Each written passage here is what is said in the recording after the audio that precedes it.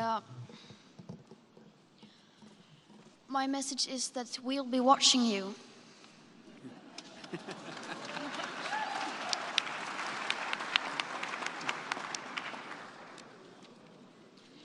This is all wrong. I shouldn't be up here. I should be back in school on the other side of the ocean. Yet you all come to us young people for hope. How dare you? You have stolen my dreams and my childhood with your empty words, and yet I'm one of the lucky ones. People are suffering. People are dying. Entire ecosystems are collapsing.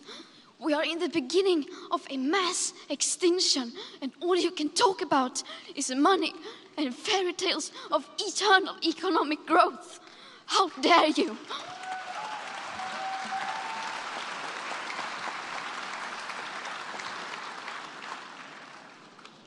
For more than 30 years, the science has been crystal clear. How dare you continue to look away and come here saying that you're doing enough when the politics and solutions needed are still nowhere in sight? You say you hear us and that you understand the urgency.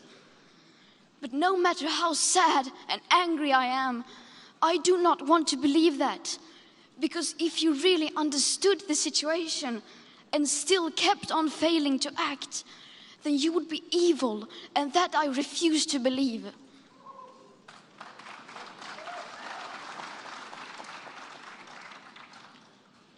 The popular idea of cutting our emissions in half in 10 years only gives us a 50% chance of staying below 1.5 degrees and the risk of setting off irreversible chain reactions beyond human control.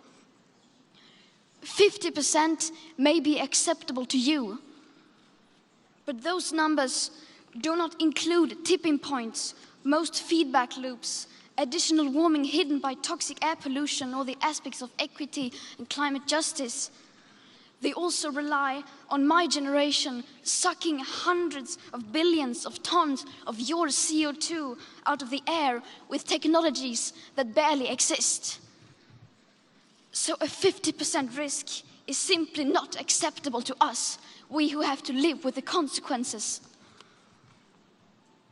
To have a 67% chance of staying below a 1.5 degrees of global temperature rise, the best odds given by the IPCC, the world had 420 gigatons of CO2 left to emit back on January 1st, 2018. Today, that figure is already down to less than 350 gigatons.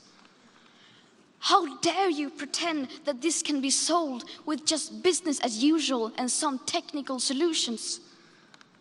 With today's emissions levels, that remaining CO2 budget will be entirely gone within less than 8.5 years.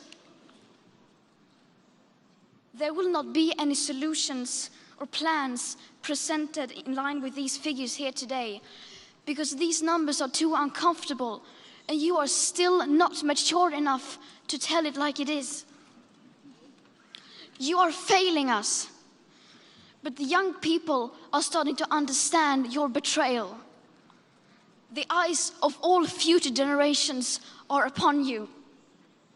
And if you choose to fail us, I say we will never forgive you.